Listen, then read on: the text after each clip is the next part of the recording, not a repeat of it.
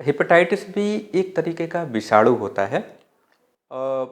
कई तरह के विषाणु होते हैं। अगर वैज्ञानिक भाषा में इनका हम वर्गीकरण क्लासिफिकेशन देखें तो बहुत ही सामान्य तरीके से इनको दो भागों में बांटा गया है, आरएनए टाइप के विषाणु और डीएनए टाइप के विषाणु। जो हेपेटाइटिस बी है एक डीएनए टाइप का विषाणु है। और जैसे और दूसरे प्राणियों को, पौधों को अलग अलग वंशों में, जातियों में वर्गीकरण किया गया है, उसी तरह से हेपेटाइटिस बी को भी अलग अलग वंश और जातियों में वर्गीकृत किया गया है। तो हेपेटाइटिस बी जो है वो हिपेडना विरिडी नाम के एक वंश में इसको वर्गीकृत किया गया है।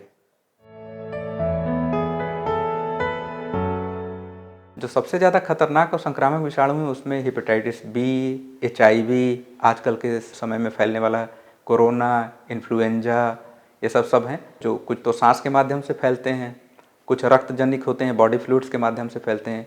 हेपेटाइटिस बी एक ऐसा वायरस है जो कि रक्त जनित है, शरीर के द्रव्यों के माध्यम से फैलता है और ये बहुत ही तेज़ी से फैलने वाला वायरस है, बहुत ही खतरनाक वायरस। हेपेटाइटिस बी शरीर में ज़्यादातर रक्त के माध्यम से फैलता है।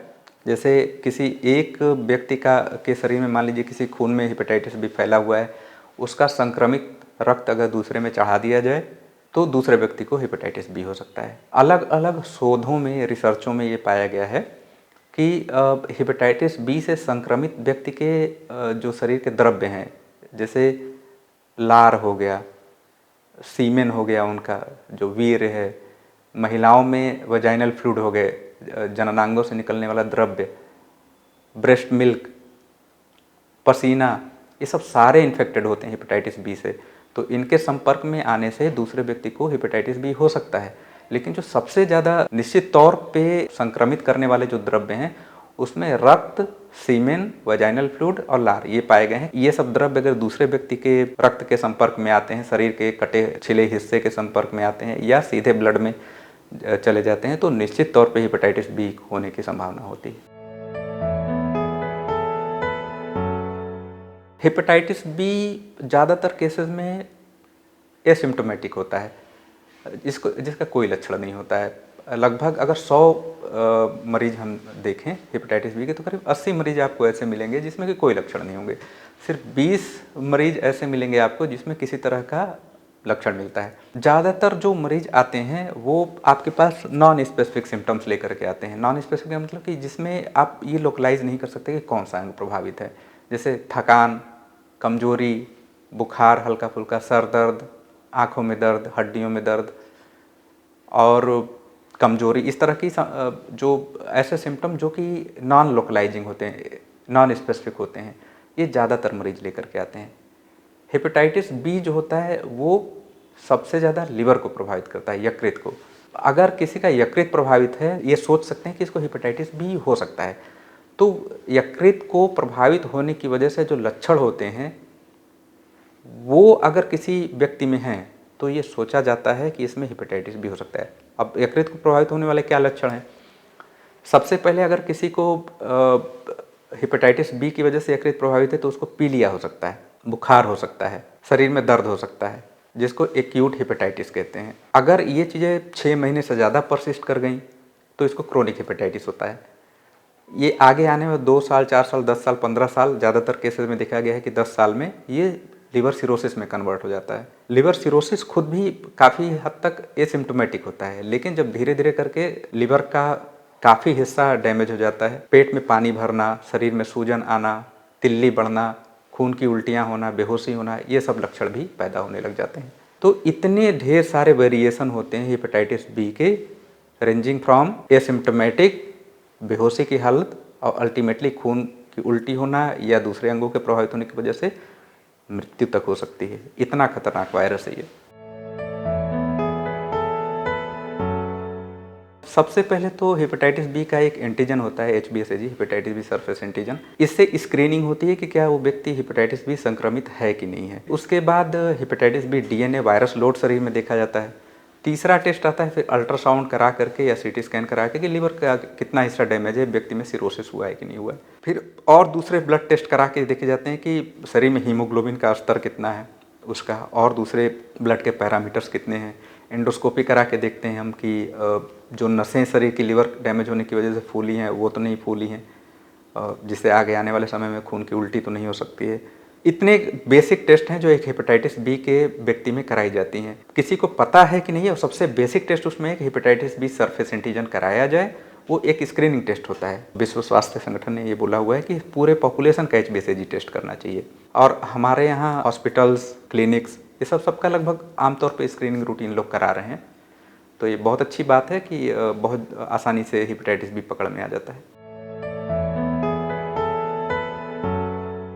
अगर किसी भी व्यक्ति को हेपेटाइटिस बी हो गया है तो वो कई चरणों में हेपेटाइटिस बी होता है, जैसे कि हमने बात किया symptomatic, acute hepatitis B, chronic hepatitis B या सिरोसिस। तो जो सिरोसिस होता है, सिरोसिस और क्रोनिक हेपेटाइटिस बी के काफ़ी परसेंटेज ऑफ मरीज जो होते हैं उनमें हेपेटाइटिस बी की दवाइयाँ चलाई जाती हैं, और जो एक्यूट हेपेटाइटिस बी होते हैं उनमें हेपेटाइटिस बी की दवा चलाने की ज़रूरत नहीं पड़ती है, या साइलेंट हेपेटाइटिस बी होता है उसमें भी चलाने की ज़रूरत नहीं पड़ती है। और बहुत ही प्रभावकारी दवाइयाँ हैं, अगर उनको शुरू किया जाए तो 15-20 दिन से लेकर के 1 महीने के अंदर हेपेटाइटिस बी का डीएनए लगभग निगेटिव आ जाता है ज़्यादातर केसेस में। लेकिन सबसे बड़ा ड्रॉबैक इन दवाइयों का ये है कि इनको लगभग ज़िंदगी भर खाना पड़ता है। इन दवाइयों की वजह से ये देखा गया है कि मैक्सिमम 2 से 8% मरीजों में ही हेपेटाइटिस बी का जो सरफेस एंटीजन होता है, जो कि एक एंड पॉइंट होता है कि हमें इसको निगेटिव करना है इलाज करते समय, ये देखा गया है कि सिर्फ 2 से 8% लोगों में ही निगेटिव होता है। ज़्यादातर लोगों में ये पॉजिटिव बना रहता है। तो हम ये मान के चलते हैं कि इसको ज़िंदगी भर दवा खानी है। तो हेपेटाइटिस बी की दवा लगभग ज़िंदगी भर खानी पड़ती है, जिसमें इंडिकेटेड होती है, जैसा कि हमने बताया सिरोसिस या क्रोनिक हेपेटाइटिस वाले मरीजों में। जो हमारा यूनिवर्सल इम्यूनाइजेशन प्रोग्राम है वो हेपेटाइटिस बी के 3 टीके रिकमेंड करता है। एक तो जन्म के तुरंत बाद, एक महीने बाद, और तीसरा 6 महीने बाद। ये देखा गया कि अगर 3 टीके लगा लिए जाएं तो लगभग जीवन भर के लिए इम्यूनिटी पैदा हो जाती है, और बहुत ही प्रभावकारी इम्यूनिटी होती है। लगभग कुछ स्पेसिफिक सर्कमस्टांसेस, परिस्थितियों को छोड़ दिए जाएं जिसमें कि हेपेटाइटिस बी के अगेंस्ट बनने वाली एंटीबॉडी निगेटिव हो जाती हैं, जैसे क्रोनिक किडनी मरीज हो गए, या HIV वाले हो गए, या और दूसरे इम्यूनोसप्रेस्ड जिनमें कि एंटीबॉडी लॉस हो जाता है, ख़त्म हो जाती है एंटीबॉडी। ज़्यादातर केसेस में जीवन भर इम्यूनिटी बनी रहती है। तो एक बार हेपेटाइटिस बी का टीका अगर लग गया किसी को तो वो आदमी हेपेटाइटिस बी से जीवन भर के लिए सुरक्षित हो जाता है। हेपेटाइटिस बी से बचाव संभव है। ये बहुत ही अच्छी बात है कि इतना खतरनाक वायरस होने के बावजूद भी हम हेपेटाइटिस बी से बच सकते हैं। तो सबसे पहले तो हमारे लिए ये जानकारी हमारे पास होना ज़रूरी है कि हेपेटाइटिस बी किस वजह से फैलता है। जो हमारा विश्व स्वास्थ्य संगठन है वो भी कहता है कि भारत जैसे देश, जहाँ की हेपेटाइटिस बी लगभग 2 से 8% लोगों में पाया जाता है, ऐसे विश्व के सारे एरियाज में सारे लोगों का हेपेटाइटिस बी चेकअप होना ज़रूरी है। ये गवर्नमेंट के प्रोग्राम्स में भी है कि इनका फ्री ऑफ कॉस्ट जो है कि इनका चेकअप होना चाहिए, और हमारे यहाँ हो भी रहा है। Hepatitis B free of cost check हो रहा है। तो सारे पॉपुलेशन के हेपेटाइटिस बी चेक होना ज़रूरी है, पहली बात। दूसरी बात, जिसका भी हेपेटाइटिस बी पॉजिटिव आता है उसके शरीर के द्रव्यों से दूसरे व्यक्ति को सावधान रहना चाहिए, स्पेसिफिकली ब्लड से। उसका सीमेन, सलाइवा, वजाइनल फ्लूइड, ये सब सारे इन्फेक्टिव होते हैं। तो इनसे इनके शरीर के ये सब द्रव्य दूसरे व्यक्ति के संपर्क में ना आने पाएँ।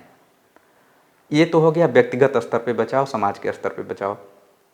तीसरा है कि मान लीजिए कि किसी को हो गया है, काफ़ी लोग पूछते हैं कि हमारा जो पति है उसको हेपेटाइटिस बी है, हमारी पत्नी हेपेटाइटिस बी, क्या हमको हो जाएगा?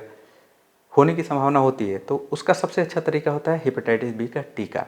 तो विश्व स्वास्थ्य संगठन ने ये बोला हुआ है कि पूरे वर्ल्ड की सारी पॉपुलेशन को वैक्सीनेट भी किया जाना चाहिए। अब हमारी सरकार ने यूनिवर्सल इम्यूनाइजेशन प्रोग्राम के अंतर्गत सारे बच्चों को ये अनिवार्य कर दिया है कि सबको टीका लगना ज़रूरी है। लेकिन कुछ लोग जो 90 के दशक में जो लोग पैदा हुए हैं तो उनको टीके नहीं लगे हुए हैं। तो जिनको टीके नहीं लगे हुए हैं उनके लिए यूनिवर्सल इम्यूनाइजेशन प्रोग्राम में ये प्राविधान है कि वो आके फ्री ऑफ कॉस्ट टीका लगवा सकते हैं, कहीं पर भी प्राइमरी हेल्थ केयर सेंटर पे या वैक्सीनेशन सेंटर पे जा करके, या बहुत से प्राइवेट क्लिनिक्स हैं जो कुछ पैसे लेकर के बहुत ही कम दामों में टीका लगाते हैं, वहाँ पे जा करके टीका लगवा सकते हैं। तो इस तरह से अगर हम समराइज़ करें, संक्षेप में बताएं, तो शरीर के द्रव्यों से बचाव, टीकाकरण, पूरे जनता का स्क्रीनिंग टेस्ट हेपेटाइटिस बी का, ये सब 3-4 चरण हैं जिनसे कि 100% बचाव संभव है हेपेटाइटिस बी से।